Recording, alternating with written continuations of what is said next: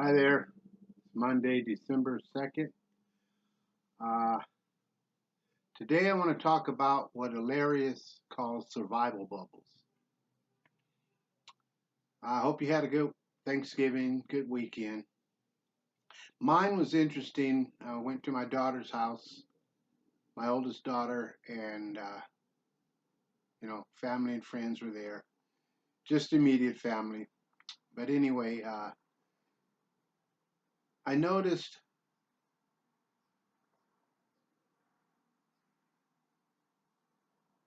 that people have what I call no trespassing signs, and they're like your survival bubble.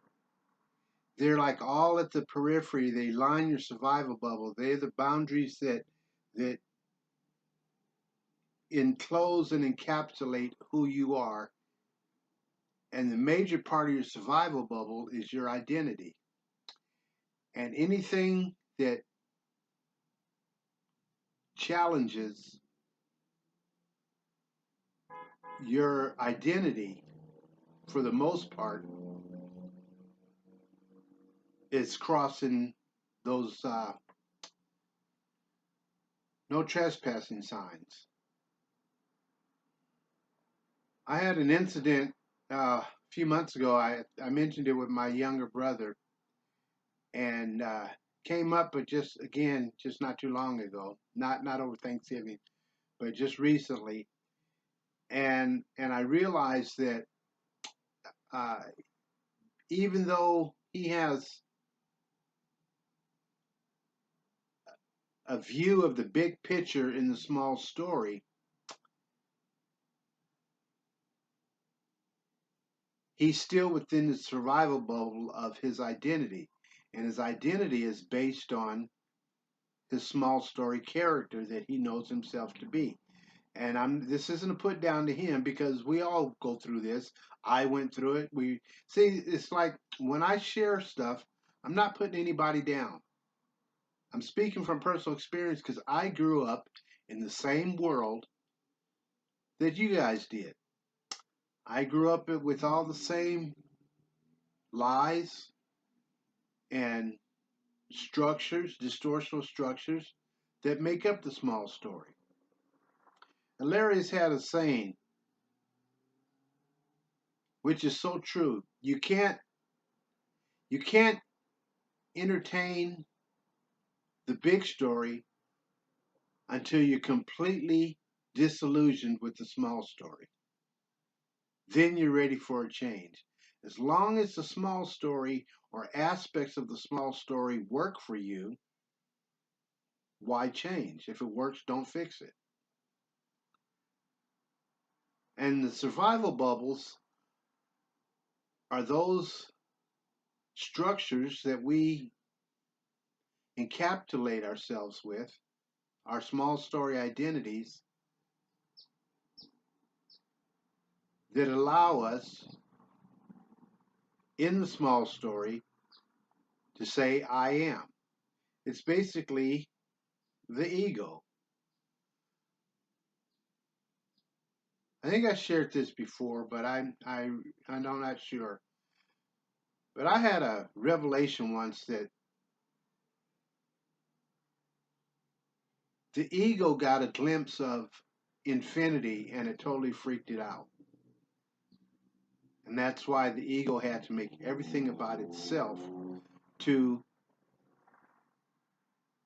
dispel or confirm, however the ego approaches it, the lie of unworthy.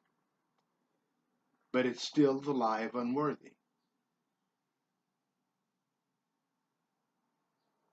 I noticed utilizing one of the tools that I learned from Hilarious, observing the elements and the forces at play. I've shared with this before that, I look at things structurally. And I did a video about 2 or 3 videos ago titled The Fallacy of Healing. And that was one in a series of 3. I did 3 back to back the same day and just, broke them up instead of one big long talk. And the first section was titled The Fallacy of Healing. Nobody's viewed that yet because the title and the perspective in that video, just by the title, gives an indication of my perspective on, quote, healing. And nobody's touched it. Nobody's viewed it yet. It's like that crosses a no trespassing sign. That pushes on the survival bubble.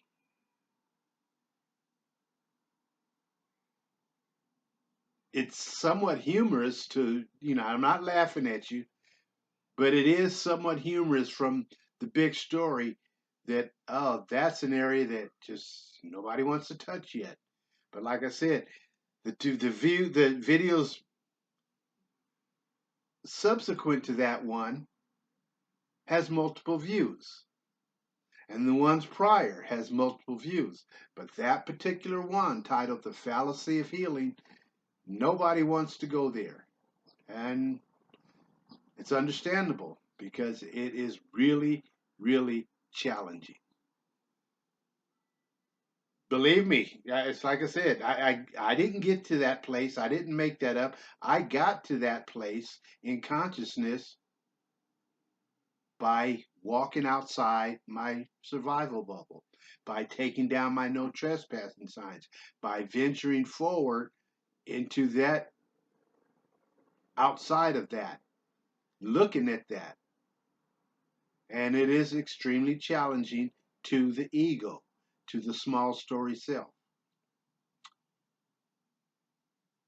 One of the things, like when I look at pictures of reality, one of the structures that I see is everybody has them, and everybody in your environment is part of your picture of reality, and everybody has a place in that.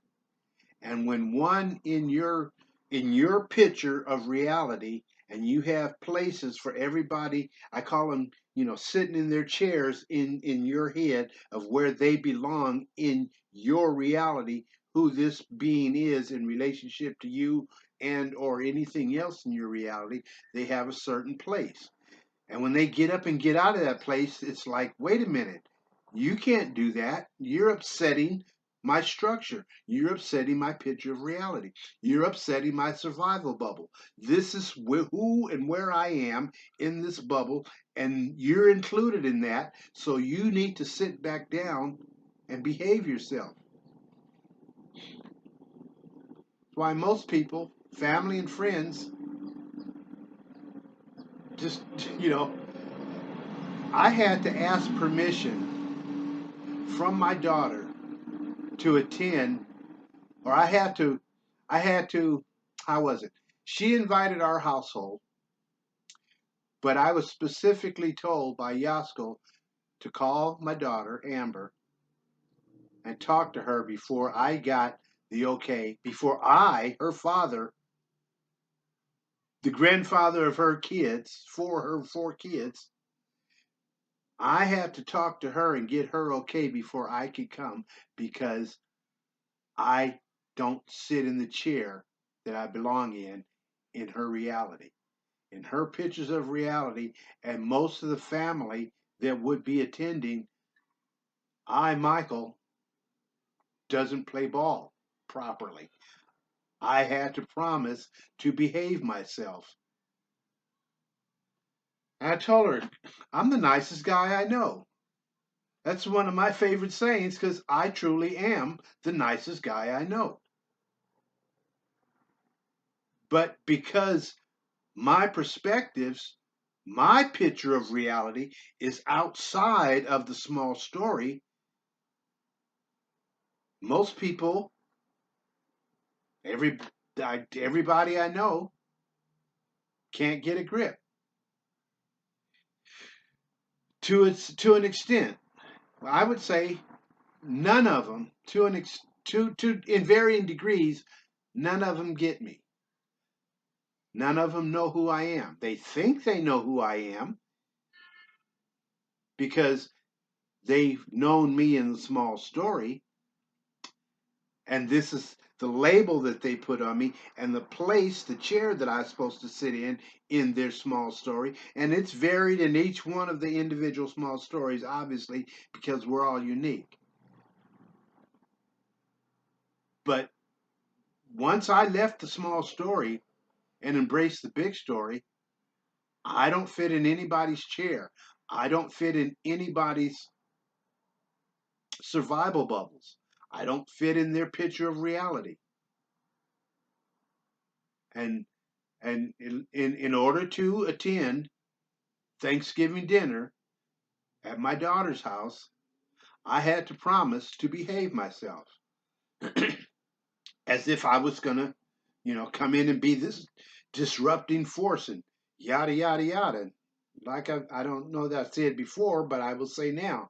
And I tell everybody and have for years and years and years, I do not carry a collapsible soapbox in my back pocket. I don't run around trying to proselytize anybody to my view. I don't care. I know that sounds arrogant, but I don't care what you think of me. Conversely, you shouldn't care what I think of you. You're unique, and so am I. We are equal but different, and we're entitled to our perspectives. I honor everybody's divine sovereign right to their pictures of reality. Whether I agree with them or not is a totally different issue. But I honor and respect their divine sovereign right to their pictures of reality. But that's speaking from the big story, because from the small story, no, they don't allow me to have mine. I have to seek permission to interact with them. I have to seek their permission to interact with them. I've been called callous because I view my daughters and my siblings as divine sovereign beings in the care of their own spirit, their own higher self. I don't view them as victims or anything else. I don't view them in the small story to where you're my daughter and this is how you have to be, or you're my sibling and this is how you have to be. But that's how in the small story I'm viewed, and I'm not whining. You guys know that I'm not whining. I'm just telling it like it is. And when one of my perspectives inadvertently bumps up or crosses a no trespassing sign, they retaliate. And who wouldn't? This is your place. This is your bubble. This is your property. That's why you put up the no trespassing signs. So if somebody crosses into that, then you tell them, whoa, back up, back up. Well, it is what it is. I don't purposely cross people's trespassing signs. I don't purposely try to, again, like I said, I don't carry a collapsible soapbox in my back pocket. I just don't. I don't care what you believe. It's your divine sovereign right to believe what you choose to believe. Whereas, like I said, the video I did on the fallacy of healing, that slammed it up against a bunch of no trespassing signs, i.e., nobody's touched that, viewed that video. They don't even want to hear about it because it challenges. And the biggest thing about people's defense of their survival bubbles is their identity. Anything that challenges your identity and makes you question, well, who am I? That can be devastating. That's something that one has to really, really, really be willing to look into the abyss. And I mean abyss because you get to that edge of your survival bubble and there's nothing out there. That's the unknown. And if your identity is at the edge, at the precipice of the abyss, what happens if you take a step off? Who am I? What's real? Your whole reality gets you. And nobody wants that for the most part, unless you're totally disillusioned with the small story. Then you will walk up to the abyss and take that leap of faith. Because the small story does not and did not satisfy something in you. I know it didn't satisfy me. It didn't satisfy me, which is why I took the leap and stepped out of my survival bubble into the abyss, into the big story.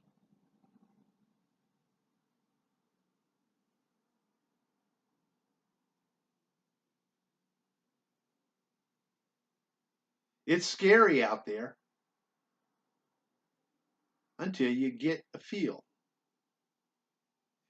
It's the, yeah, it can be scary because you just don't know. The mental body, flailing about, cannot predict and control its environment in the big story because it's out of its depth. It wasn't designed. The big you is the one outside the survival bubble. And until you become comfortable with your relationship with the your relationship with the big you, until you get to the place of the awareness that I'm not my mental body, that I'm not my mind. My mind is just a tool to operate here in the 3D.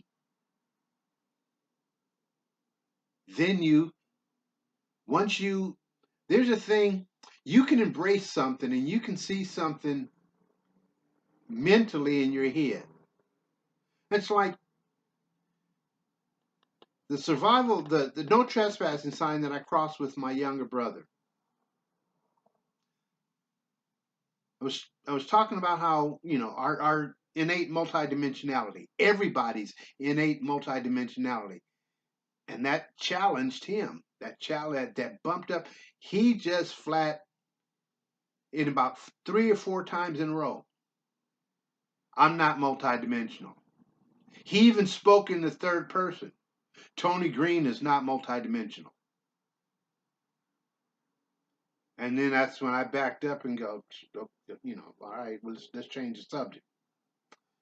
And we didn't talk for 2 months.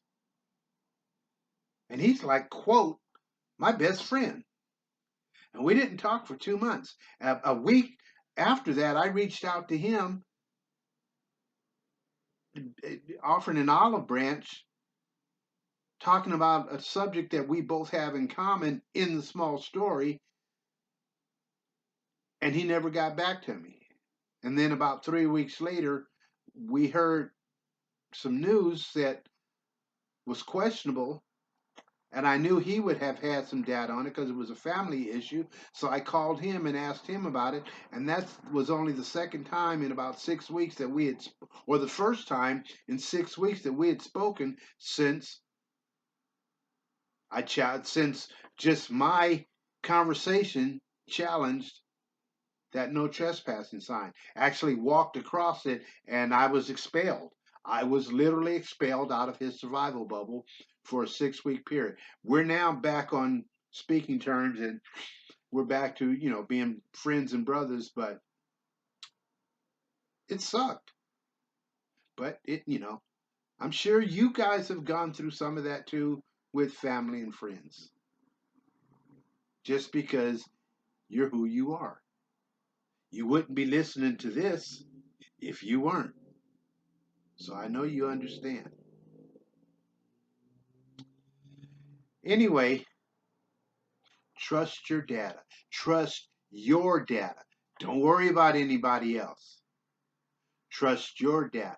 Don't worry about what your mental body tells you is not true. Trust your data, your fifth dimensional mind, your imagination. It is real. You are real. This whole thing that we're doing, the ascension process, all of this is real, regardless of what outside of you says. So I'm going to leave it there. I love you. Blessings on your journey, and I will talk to you soon. Bye bye.